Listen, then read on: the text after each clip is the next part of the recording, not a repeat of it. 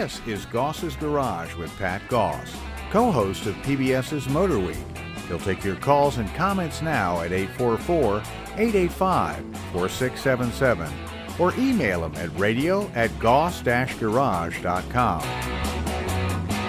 And now, Pat Goss.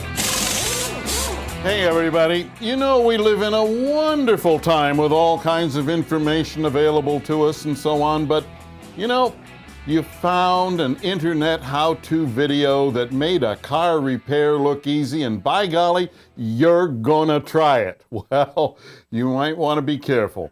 See, but at the parts store, you're hit with a hurdle. Questions you don't know the answers to. Year is simple, of course, but model, engine family, production date, VIN code, options, J codes, what the, all of this stuff. Yes, this is information you need just to buy parts these days. So find them and make a list before you head out to the parts store, and especially before you tear the car apart. Next, you find out the idiot on the video described parts using slang names, and the poor parts person has no idea what you're asking for. So you point at those god-awful pictures on the screen and hope you get the right stuff. Of course, they're wrong, but you don't know it until your car is in pieces and, damn it, the new part is a fraction of an inch off size. Seems there are different designs depending on where the car was built.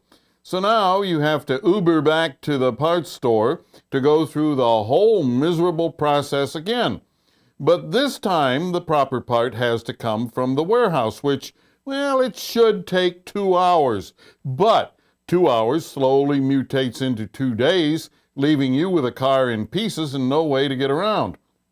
What a frickin' mess.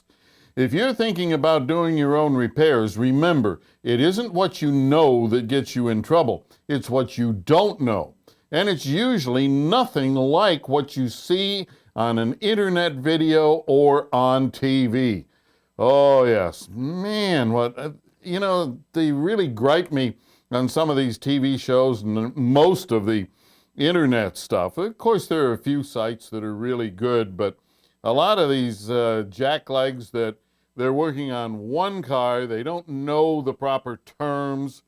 You know, one of the things, I was watching a video the other day, and this guy is talking about fire. What the heck is fire? And what he meant to say was electricity or spark or something like that. He's calling it fire, and then later on in the video it's juice and so on. And they do this with all kinds of things on the car. All these slang terms and so on that develop in the do-it-yourself market for various parts. And, you go in to buy a replacement part, the poor parts person hasn't a clue what you're talking about if you repeat these slang terms. So one thing that would really help if you're going to do any of your own repair is to know what the heck you're talking about. Know that a tie rod end is a tie rod end and it isn't a ball joint. Lots of people call tie rod ends ball joints and so on. So you need to know what you're talking about. All right. Well, with that said, before we do anything else, let's go to Waldorf.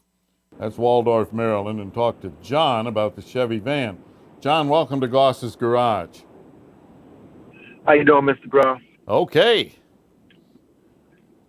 What can I do for you? Yes, I'm calling about my 1999 Chevy conversion van, and it has like a fiberglass top on it. Right. It's peeled and faded, and I'm just wondering what type of paint job that I could do or have done that I can put that back together again. Okay, well, so it can look pretty good. All right. The first thing is depends on how deep the damage is.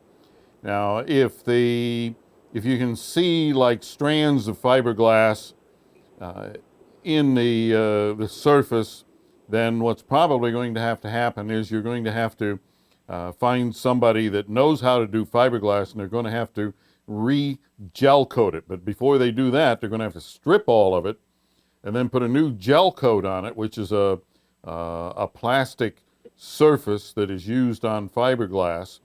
And after they get Right. that done, then they're going to sand it and do the actual painting. So the steps are Now, strip everything down, re-gel coat if necessary, and then repaint. and when I have this done, how long would something like that last? Oh, it'll last for years. I mean, how long did the original Okay. last? Well, it's been like this for maybe like 5 years. Okay, It's so it 17 years, lasted about so about 5 5 years. years. Yeah, lasted about Yeah, 5 years. about 10 years.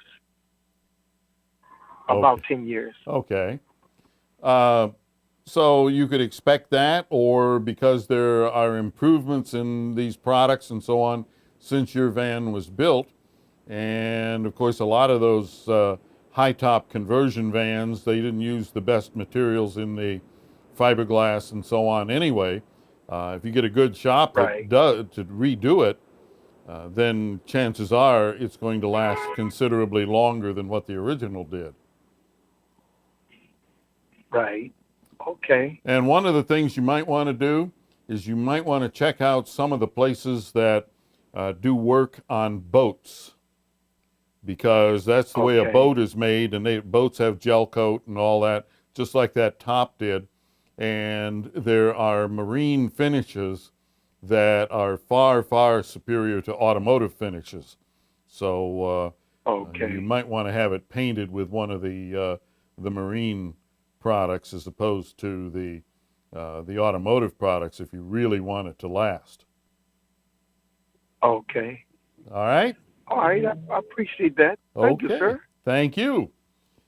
All right. Who do we have next here? We have Nick from Silver Spring, Maryland, 16 Focus.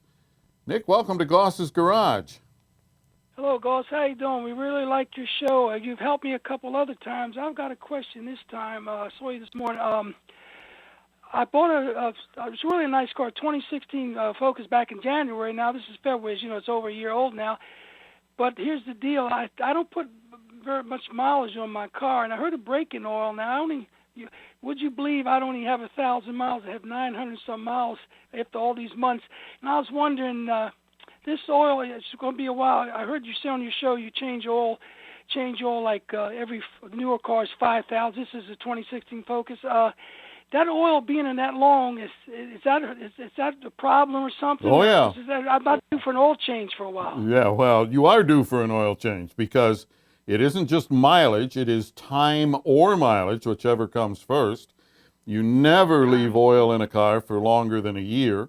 The ideal is 6 months.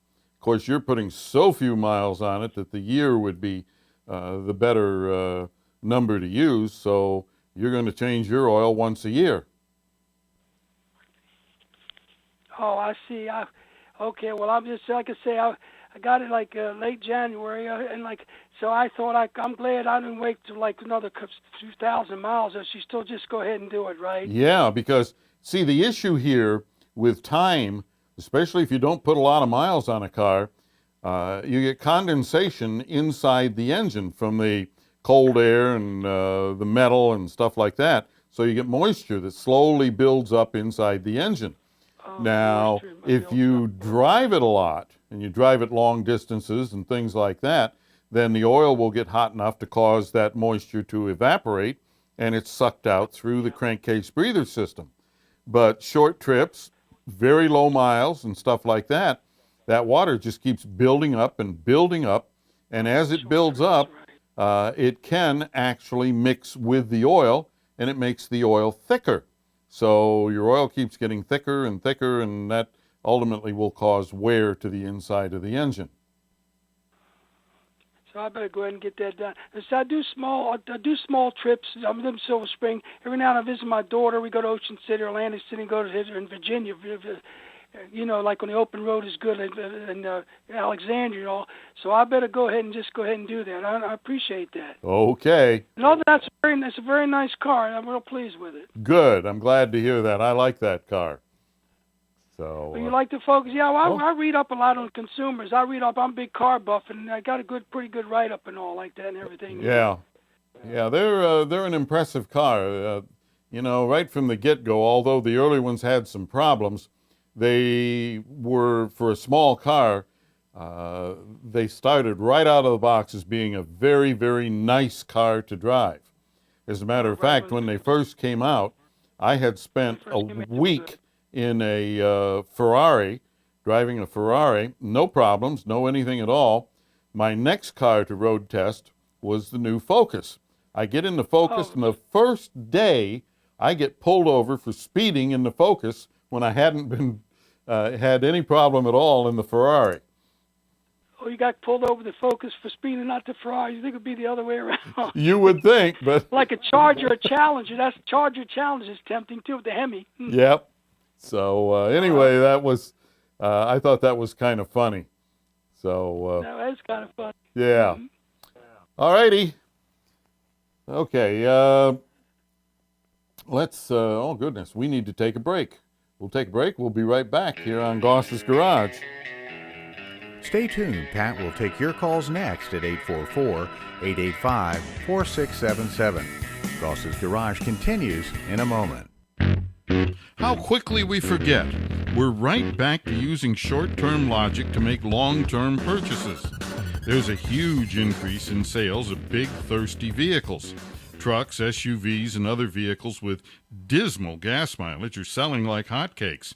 Yes, they're wonderful, but can your budget support such a thirsty beast when gas prices go back to $4 a gallon? Did you plan on that? On the plus side, if you're considering a thrifty car, you might get a real deal. With so many drivers ignoring reality, there are more hybrid and plug-ins in stock. Traditionally, hybrids have not been a great deal because when gas prices are sky high, everyone wants one, which pushes their prices up. Sometimes so high that you might have to pay over window sticker to get a hybrid or a plug-in. But higher purchase prices mean it can take years to break even through savings at the pump. It has taken many drivers so long to break even that trade-in time came before they broke even. But cheaper gas zaps hybrid demand, and less demand can mean a better deal.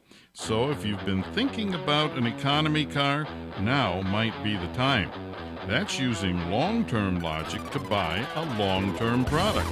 That's smart. Life changes at a ferocious pace these days, especially when it comes to maintaining our cars. For example, automatic transmissions now need regular fluid flushes. Transmission fluid breaks down with use, and although it may look fine, its additives wear out and it can no longer properly protect bands, clutches, seals, and other hugely expensive parts inside your transmission. Bottom line, more wear and a shorter transmission life. Now you can significantly extend transmission life with a BG transmission flush every 24 to 30,000 miles or 2 years. BG makes the best transmission flush machine I've ever tested. It renews all of the fluid in your transmission, not just a small part of it. The BG transmission flush machine is safe, too, because it uses the natural circulation of the transmission. Your transmission will work better and last longer. As with everything BG offers, this is a superior service. For more information, go to bgprod.com or bgfindashop.com. This is Goss's Garage with Pat Goss. Call the show now at 844-885-4677. Folks, make sure to subscribe to the Goss's Garage radio show on YouTube, where you can find tips and tricks to save you time and avoid headaches. All right, let's go back to the phones and let's talk to Patty from St. Mary's County, Maryland, with the 12 Ford Edge. Patty, welcome to Goss's Garage. Yes, thank you. Okay, here's my problem. The 2012 all-wheel drive, 44,000 miles. I took it in for the routine oil change, but I mentioned that I'd been hearing a whining noise on acceleration. And so they thought this was from the tires. The tires were really bad, little wires sticking out all on the inside. Whoa. So they put new tires on and said they needed a realignment. So they did that, took it for a test drive. So then I was coming home, and I noticed that the whining was still continuing, just a whining on acceleration, deceleration. And then when I got to the store and stopped, there was this loud clack, clack, clack, clack, clacking. And somebody said, oh, they didn't tighten your lug nuts or something. So the garage came back and said the lug nuts were already tight. They tightened them up anyway. But then it still has the whining on the test drive. So just wondered what your opinion was on this whining. Well, there are a lot of things, and probably the last one, or not on the list at all, would be tires. Tires don't typically make whining noises, so I wouldn't even think about that. The most typical things that we would look for: first, we would begin by looking at the level of the power steering fluid, if it has a hydraulic power steering system. If it doesn't, if it has electric steering, then we would begin by listening to the various items on the front of the engine that are turned by the belt, the alternator, the water pump, the various pulleys and tensioners and things like that. We'd use a stethoscope to listen to each one of them to see if any of them are making a noise.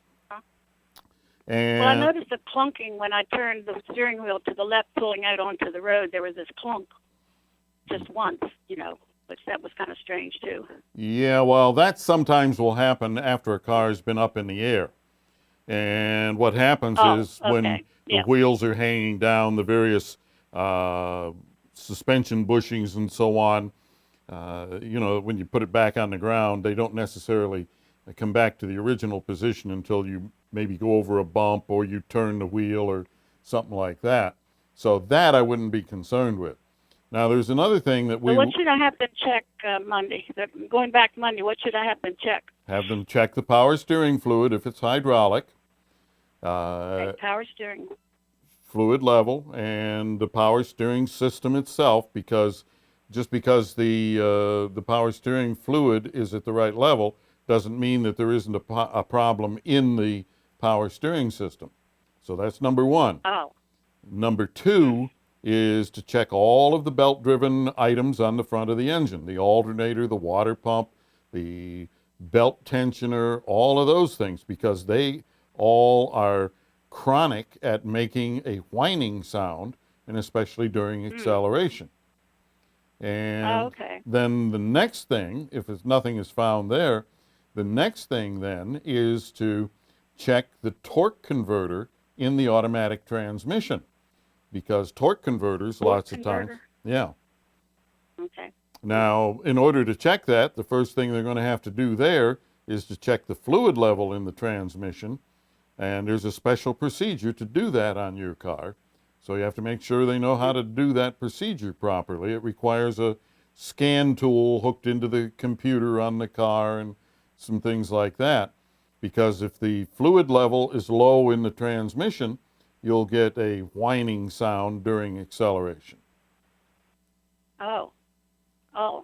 So this will be leaving it there for a while, I guess, for diagnosis. All of this should take half an hour to 45 minutes. Oh, okay. It's just so not really no parts and stuff. Well, I mean, yeah, there might be once they find out what's wrong, but the test, that should be under an hour. Okay. All right. Well, that'll work. Okay. Well, I appreciate it. I was just concerned about, because it's about a 20-mile drive back to the garage, and I guess just the whining will get me there. Well, let's hope, because some of these things, they could be on the verge of failing. Say if the alternator bearing is bad and it's getting ready to fail, 20 miles might be an eternity for it. Yeah. Oh. Well, they will pick it up if I ask, I think. Yeah. So we'll see. Okay. All right. Good well, luck. Thank you. Thank you for your help. All okay. right. Thank you, sir. Bye. All right. Who do we have here? We have Ray in Orange, Virginia, F350. Hey, Ray, welcome to Goss's Garage. Hey, Pat, how you doing? Look, I called you about 3 weeks ago and complained to you about my truck. Sometimes when I cut it off, it wouldn't start back up. Mm-hmm. It would sit there for a while, and then it would start up. You told me to drop my spare tire down and look on the cross. Remember, there should be a block with 2 bolts in it. Right. And I did all that, but it's none of them on my truck. Okay. So I'm wondering, do you think it could be the fuel pump or what? Well, it could be, sure. So what you need to do is you need to find out why it won't start. And that means that it has to be minus either fuel or ignition. So Yeah. the easiest thing to do is to check fuel pressure. So you get a fuel pressure gauge, go down to the parts store and get one of their loaner fuel pressure gauges, hook it up. When it happens, you connect the fuel pressure gauge, try to start it and see what the fuel pressure is and see if it is it meets manufacturer's specs or it doesn't. And if it doesn't, then you have to do a test to see if it's the fuel pump or the fuel pressure regulator or a bad fuel filter or something like that. But yesterday, I was up on the farm and I cut it off and I turned it back on to start it. It didn't start within a minute. It did it again. It wouldn't start in a minute, and all at once it started right up. Mm-hmm. So it's kind of strange. I don't know. Yeah, well, we see that kind of thing all the time, and but the first thing you have to do, because there's a lot of things that can cause those symptoms, you've got to find out if it's fuel or if it's ignition.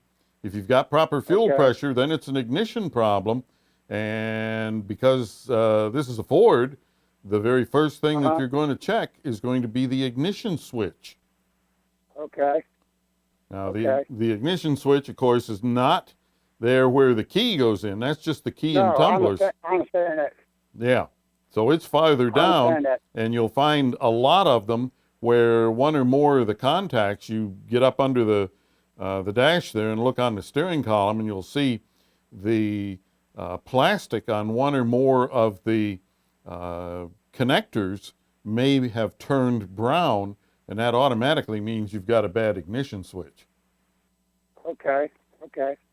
All right, Pat, let me check all that out again. I just thought I'd get back with you because you told me, let you know where I made with it, but I haven't had any success yet, but I'm going to try those things that you told me about. Okay, good luck. Keep me posted. And appreciate everything. Thank you very much. You bet. Ah, yes. When you have a car that won't start, one of the things that you have to determine, because lack of fuel, it's not going to start. If you haven't got any fuel, the engine's not going to run. But on the other hand, if you don't have ignition getting to the spark plugs to fire that fuel, then again, it's not going to run. So you have to know, is it missing fuel or is it missing spark? So that's where you start to begin your test, is to check fuel pressure, or whichever way you want to go first, check for fuel pressure or use a spark tester and check to see if you're getting spark to the spark plugs. And if you're not getting spark to the spark plugs, various things that you would look at, well, it depends on the car. This happens to be a Ford. It's an older Ford. They had a huge problem with ignition switches, so you're going to start there.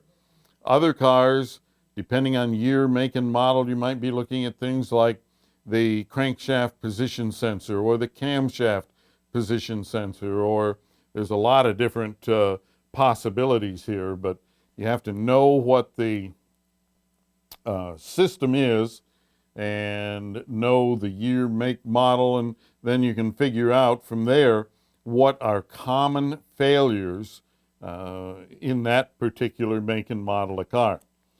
All right, we're going to take a break. We'll be right back on Goss's Garage. Operators are standing by to take your call for Pat at 885-4677. Goss's Garage continues in a moment. Think you'll get a deal buying a used car from an individual instead of a dealer? Possibly, but there's a good chance you'll get taken if you wind up dealing with a curbstoner. Curbstoners are low-life scum who buy cars with problems, cobble them together, roll back the miles, make them look good, and resell them. They usually claim the car belonged to a friend or relative, and there's a sad story about a death, financial woes, illness, or other tragedy. If you buy from one of these crooks, you'll probably get a great-looking car, but in poor mechanical or body condition at a slightly lower price. But you won't get a warranty or a good, reliable car. Curbstoner cars are often so bad they only have scrap value. There are curbstoner cars all over the internet, in nearly every shopping center and sitting along the road. Total loss, flood cars are a curbstoner favorite because there are tens of thousands of them and they're easy to disguise. So when buying off the street, question everything. When was the title issued? Is it in the seller's name? Does it show the seller's proper address? Is it from another state? Of course, always have a shop check any used car and get a Carfax vehicle history report before paying a dime.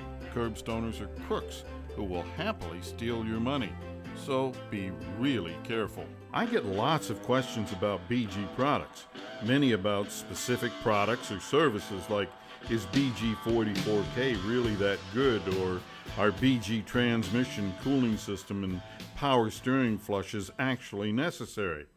But most popular of all, do I use BG products in my cars? Well, the answer to all of those questions is yes. A regular schedule of BG flushes and chemicals will deliver the longest possible life from all the lubricated and fuel delivery parts on your vehicles. And do I use BG products? You bet I do. I drive nice cars, and I drive a lot. Plus, my live radio and TV shows mean that my cars have to be absolutely reliable. A no start from dirty fuel injectors or a failed transmission just isn't acceptable in my life. Remember, deposits and dirty fluids ruin expensive parts.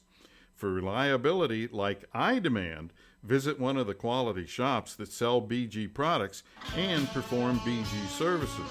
To find a BG professional near you, bgfindashop.com. Now, back to Goss's Garage with your host, Pat Goss. All right, for more information on today's topics or any topic about buying, repairing, or selling an automobile, visit goss-garage.com or call our 24-hour listener line at 844-885-4677. All right, with that in mind, let's talk to John from Alexandria, Virginia. John, welcome to Goss's Garage. Thank you. Love the show. I'm thinking about buying a GMC. It's a 2015 Sierra with about 18,000 miles on it. It's a reputable dealer. I won't say the name. I don't know if you want me to or not. But what I want to know is the truck has no recalls, but you go on the internet and I read where there's been a bunch of recalls on that particular model. I'm kind of confused. Are they recalls? Are they pending recalls? Because the truck itself, according to the VIN, has no recalls. Okay. Do you know anything about that? Well, certainly when you have a recall, it only applies to certain vehicles, not all within that year and model. So suppose there's a recall on the 5.3 engine and yours has a 6.2 in it or a 6.0, then the recall might not apply. So it would show up as no recall in that field. So it's hard to say without doing a complete VIN search. Now, did you do a VIN number search for recalls on? Right. But where did you? Sure did. Where did you do it? On the internet. I have no clue, but it. But did you do something legitimate like Carfax? Carfax is one of the best ones. Yeah. Yeah, then the people that are selling me the truck, they're saying there's no recalls on the truck at all. Okay. Well, did they of course, they show you the Carfax report on it? Yeah, they're going to. They're going to. Okay. Well, right at the bottom of the Carfax report is based on the VIN number of that vehicle. There's going to say open recalls, yes or no. And if there are open recalls, then it'll tell you. Okay. I was just a little worried about that, buying a truck like that. And what do you think about that truck, 5.3, that particular truck? Good truck? I think it's a very good truck. The only issue that we see with them are on ones that get a lot of highway driving and people are a little lax on oil changes. We see some issues with the cylinder deactivation. But for the most part, normal driving and keep the oil changed, and the thing is about as bulletproof as they come. It's a tank. I appreciate it. Okay. I really appreciate it. Enjoy. I'm going to go get that truck Monday. All right. Thank you much. Bye-bye. Okay, yeah, that's this business with recalls and so on. Individual vehicles, it makes a difference as far as how that vehicle is equipped. You know, because a recall might be something that's across the board, like every one of a certain model has a defective airbag in it. Okay, airbags are the same no matter what engine it has and so on. So then it would apply to everything within that model in that year. But then other things, like I mentioned, will depend on the engine and the transmission that it has and the differential, the gear ratios. You know, a 302 gear ratio might be under recall where a 373 might not be, and so on. So it all comes down to the individual vehicle identification number on the car that you're looking at. All right, let's see. Pat, let's see, who's this from? Anyway, I'm restoring an 86 Chevy G20 conversion van with 147,000 miles. It has the 5-liter H designation engine with the 4-barrel carburetor. I would like to have more power than the 200 horsepower it came with. I've been told that because of the computer, not much can be done with the current engine. Is that true? Well, no, not really, but it comes down to what do you want as far as horsepower is concerned. You take that engine and you take it out, take it to a speed shop, have it built, and yeah, you'll get more horsepower, no question about it. And, you know, you can build it to any level that you might want. The other thing is that you could probably, for less money, buy a factory crate motor, something that produces considerably more horsepower for about the same amount of money, and just drop that in there. But then you may have to do some things with computers and different things like that. Let's see. What blueprint engine would you recommend? Well, blueprinting an engine is absolutely meaningless in a vehicle like this.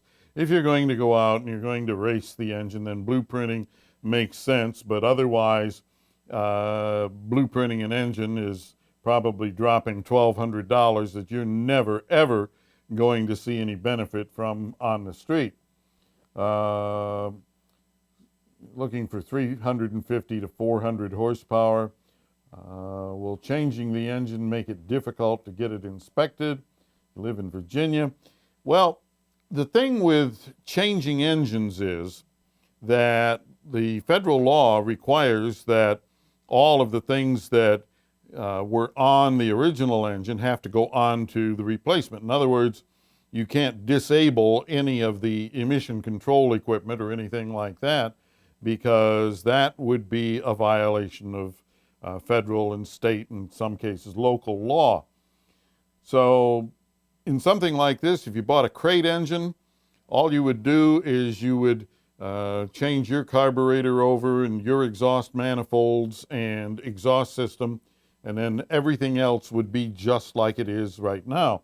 And you shouldn't have any problem at all going through emissions, or getting it inspected in either emissions or regular safety inspection. Now, what I would do is I would call the parts department in 2 or 3 different Chevrolet stores, and you'll find that some of them are high-performance dealers, others aren't. And what you're looking for is a GM crate engine.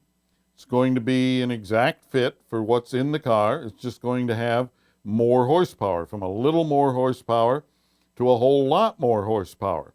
And what you're going to wind up with is something that fits as it should, runs good, is reliable, has a good warranty, is serviceable any place, and will go through inspection.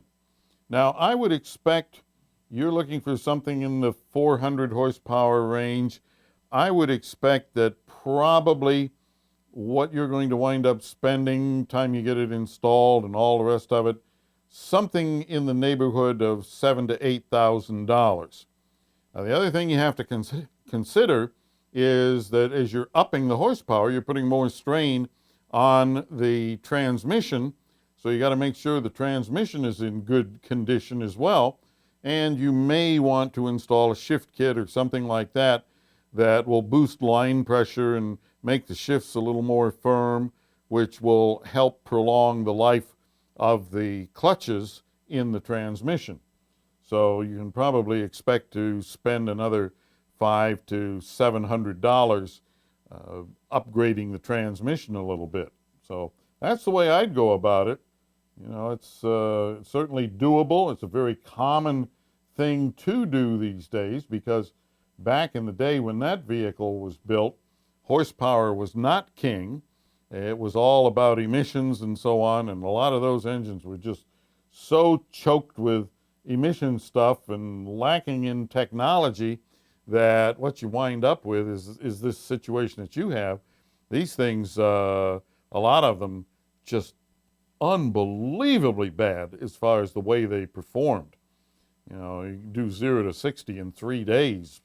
So anyway, Jay wants to know, the sticker on my door says my tires should be inflated to a certain PSI. I'm running taller, skinnier, 265/70 17 versus stock 275/60 17. Inflate as printed on tire or sticker or some calculation. All right, your starting point is always going to be what is on that door sticker. Now, you haven't made a huge change here, so probably that's going to be okay. Just whatever the stock inflation pressure was. But in some cases, that doesn't work. Now, it would be highly, highly, highly unusual to ever inflate a tire in use on a car to what is on the side of the tire. Now, I don't care what some tire stores are going to tell you, because some of them will tell you that, oh yeah, whatever it says on the tire, that's what you put in it. That can be extremely dangerous, because in most cases, the recommended pressure is considerably below the maximum allowable pressure. What's on the tire is the maximum you could ever put in that tire. Now, if your vehicle requires, let's say, 35, and the number on the side of the tire is 45, what you're going to do is you're going to change the configuration of the tread. In other words, the center of the tread is going to bulge out, which is going to reduce the contact patch with the road, and that means that you could wind up with a situation where, on wet pavement especially, that you could have a serious, and I do mean a serious, control issue. So I'd start with what the decal inside the door recommends, and keep a close eye on tire wear. Every 1,000 to 2,000 miles, I'd get out the tread depth gauge and I'd measure it all the way across all 4 of the tires to see if you're showing any significant additional wear on either the center of the tire or on the edges of the tire. If it's wearing too much on the center of the tire, you've got too much pressure. If it's wearing more on the edges of the tire than it is in the center, then your pressure is too low. You're riding right on the edges of the tire. So just by trial and error, when you go to changing tire sizes like this, there is no prescribed perfect tire pressure. There's no way to calculate it or anything else. You are the test subject, and you are testing, and you are going to find through trial and error what's the proper pressure. We'll take a break. We'll be right back on Goss's Garage. Stay tuned. Pat will take your calls next at 844-885-4677. That's 844-885-GOSS. Goss's Garage continues in a moment. Life changes at a ferocious pace these days, especially when it comes to maintaining our cars. For example, automatic transmissions now need regular fluid flushes. Transmission fluid breaks down with use, and although it may look fine, its additives wear out and it can no longer properly protect bands, clutches, seals, and other hugely expensive parts inside your transmission. Bottom line, more wear and a shorter transmission life.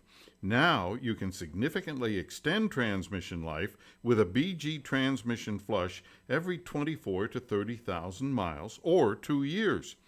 BG makes the best transmission flush machine I've ever tested. It renews all of the fluid in your transmission, not just a small part of it. The BG transmission flush machine is safe, too, because it uses the natural circulation of the transmission. Your transmission will work better and last longer. As with everything BG offers, this is a superior service. For more information, go to bgprod.com or bgfindashop.com. This is Goss's Garage with Pat Goss. Call the show now at 844-885-4677. That's 844-885-GOSS. And now, Pat Goss. And make sure to subscribe to the Goss's Garage radio show on YouTube, where you can find tips and tricks to save you time and avoid headaches. Now, whether you know it or not, our number, 844-885-4677, is available 24/7. Now, you can call in 24 hours a day, 7 days a week, and you can leave us a message.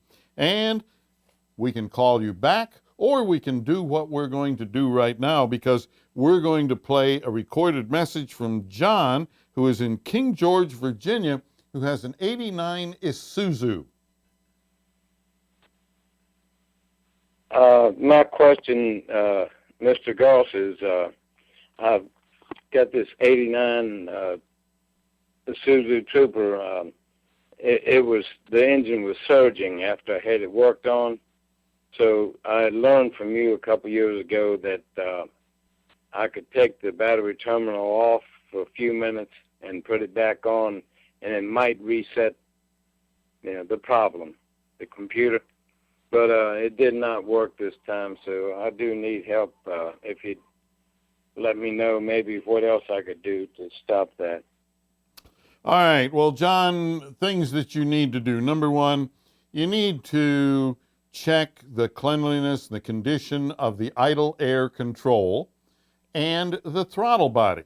Now, the plate in the throttle body, as you depress the accelerator, this plate in the throttle body opens up to allow more air to come into the engine.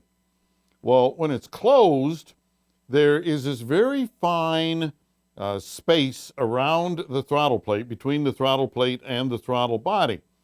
And it just takes a little bit of dirt that builds up in there, and most of that dirt comes from the crankcase breather system. So what you're going to do here is you're going to take the rubber inlet tube that goes from the air cleaner to the throttle body. You're going to take that off. You're going to shine a light into the throttle body. Now, if you see just like a brown coating, looks like somebody had possibly painted the inside of it or something. Doesn't have to be a big, thick coating of anything. Well, with that coating in there, if it's kind of brown or if you actually see some kind of buildup in there, then you want to clean the throttle body, because that minimum amount of air that comes past it, you get a little bit of dirt in there, and we're talking about something that is far, far thinner than the thickness of a piece of paper. You get that in there, and that upsets the minimum amount of air going into the cylinders, and you can get a rough or surging idle. Now, the other thing that's used to control idle is the idle air control. Now, an idle air control allows more or less air to go past that throttle plate. So if it's idling too slow, then it allows more air to pass the throttle plate, and that brings the idle speed up a little bit. If it's idling too fast, it cuts down on the air, and it idles slower. Well, sometimes what happens is that idle air control will get dirty, and when it does, it reacts slowly. So the computer senses that the engine is idling too slowly, so what does it do? Well, it allows more air past the throttle plate, and that in turn causes the idle speed to come up. Well, it may come up a little bit too much, and then the computer senses that, and it closes it down, and there's a lag time here, and especially if that idle air control is dirty, it may not step up or step down as quickly as it should. So now it tries to lower the idle speed by shutting off some of that air. So it sends a signal to the idle air control. And the idle air control doesn't move. And it sends another signal. The idle air control doesn't move. And all of a sudden, it moves. Now the idle goes down too low. And then the computer tries to compensate, sends a signal. The idle air control doesn't respond, sends another signal. Idle air control doesn't respond. Then all of a sudden it does, and now it goes too high. So the engine sits there surging up and down, and frequently that's caused by dirt and gum that builds up in the idle air control. So those are the things that I would be looking at. I'd be looking at that throttle plate first, then looking at cleaning the idle air control as well. Now, when you go to clean these things, don't use carburetor cleaner, brake cleaner, or anything like that. You want to use idle air control cleaner, or throttle body cleaner, I'm sorry. Just completely off base there. Throttle body cleaner, which is a special cleaner that doesn't strip the protective coatings and stuff off of the inside of the throttle body or the idle air control and so on. So you want something on it that says that it is a throttle body cleaner, not brake clean or carburetor cleaner or any of those others, because they may strip protective coatings off of the insides of these parts. So that's the way you go about that. And of course, there are a lot of other things that could cause it, not the least of which is a computer problem and so on. If I remember correctly, this vehicle had a fuel pump issue. And the other thing that you have to make sure of is that the fuel pressure is steady. Now, what happens here sometimes is that fuel pumps, they'll speed up, they'll slow down, and so on. That alters the fuel pressure. So you hook up a fuel pressure gauge, and you check the fuel pressure, and you see if the fuel pressure is pulsing up and down in unison with the idle speed going up and down. And if it is, then the idle speed is probably caused by the fuel pump. And then you have to do a test on wiring and stuff like that to see why the fuel pump might be changing speeds. Could be a poor ground, it could be all kinds of things, could be a defective fuel pump. But that's the way you go about that. So, it sounds complicated. Of course, for those of us who do this sort of thing for a living, well, it's kind of elementary for us. But I got to tell you, there is no substitute for testing. You know, one of the things, speaking about testing things, and this is one that I encountered it twice this week. Had people email me. I get emails from all over the world, actually. And that's because of the exposure of the TV show that I'm on, Motor Week, because we're seen all over the world. And, of course, this show is heard all over the world, too, and seen all over the world. And we have people in other countries and so on. But I get these emails. And one common thread that has come up twice in this 1 week. One lady took her car, and it happened to be a Ford. She took it in because it was making a noise. And they spent a lot of time trying to find it. And they came back, and they said at the end of the day, they said, well, we don't know what the noise is, but it's nothing to worry about. Now, that happened to another person. Same sort of thing. They took the car in. There was something going on with it. That particular one, I think, was shaking or something like that. Anyway, they tested. They couldn't find what was going on. Well, we don't know what's wrong with it, but it's nothing to worry about. Now, excuse me. If you ever hear somebody tell you that, it's time to go someplace else. Why? Well, I don't know what it is, but I do know it's not going to hurt you or hurt your car. Well, how do you know? You don't know what it is. That's the first thing you've heard. I don't know what it is, but I do know it's not going to hurt anything. That is the most insane statement I've ever heard. Now, granted, they may not be able to isolate it or something. They may not know what it is. That's fine. Not knowing what it is not the issue. The issue is when they tell you, I don't know what it is, but I do know it's not going to hurt anything. Yeah. Good Lord, folks. So the fact of the matter is, if they tell you they can't find the problem, they don't know what it is, and they stop right there, that's okay. They just don't know. But then when they try to give you this information to make you feel good, well, that could get you into a lot of trouble. So never accept that. If they don't know what it is, always expect that it's the worst thing that could possibly happen. The car is making a noise. Well, if they can't find it, expect that it's something that could kill the engine.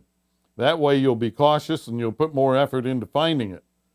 So if it's something that's noise as the car moves, well, we couldn't find it. We don't know what it is.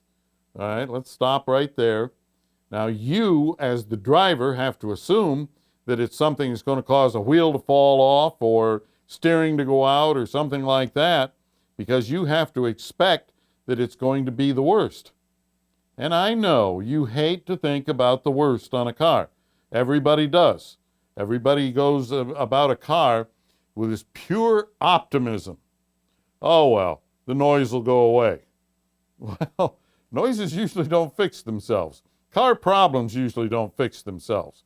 And when they start fixing themselves, I can tell you that I have a key that fits the doors to this building, and I will turn those locks in those doors, and I'll walk away from it because I won't be needed.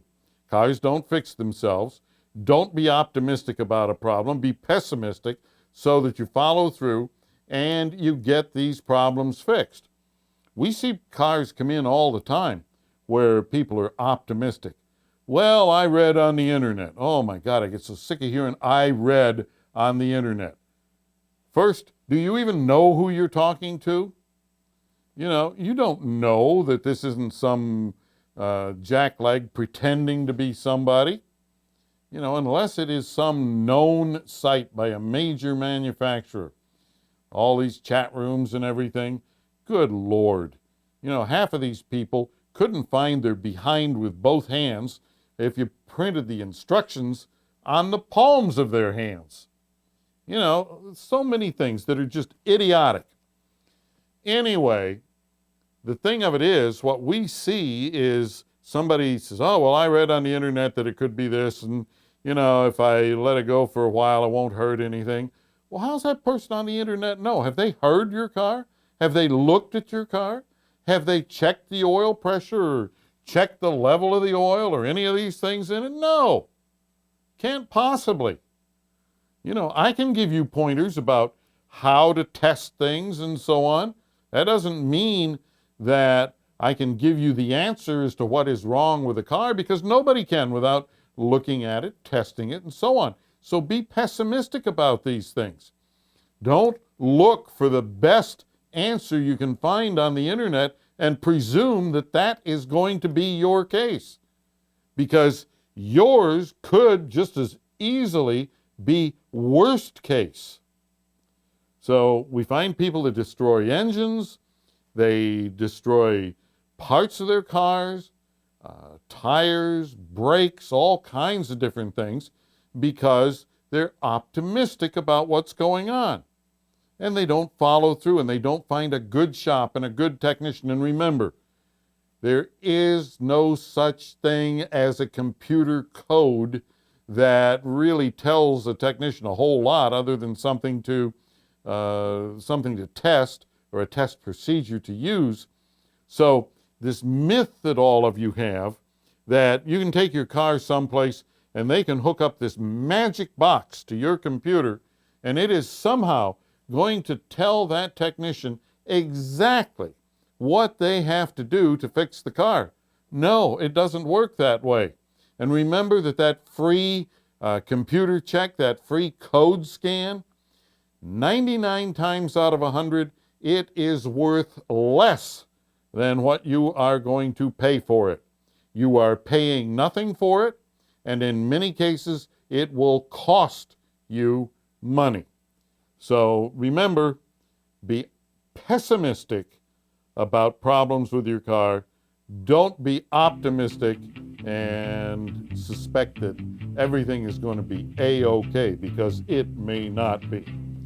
Folks, the music tells us that we have done it one more time. Thanks for listening, and thanks to Steve McMillan, George Stockton, and Chris DePamphilis for producing today's show. For everyone here at Goss's Garage, I'm Pat Goss. Until next time, please, everybody, drive gently.